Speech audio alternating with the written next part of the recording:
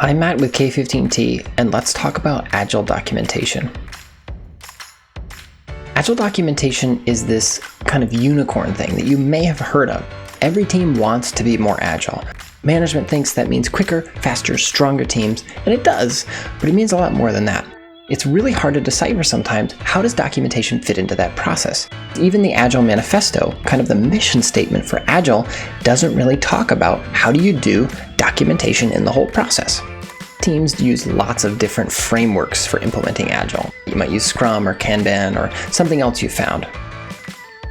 Now let's talk about the phases within an Agile framework.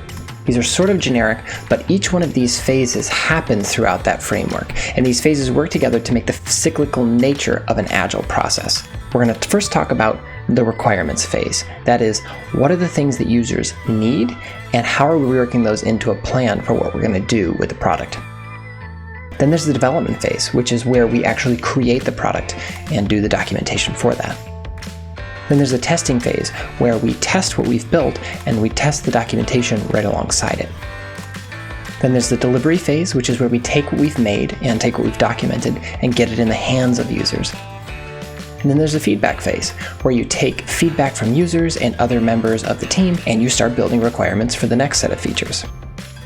The good news is you can start doing Agile documentation in your team's Agile framework right now. Enjoy!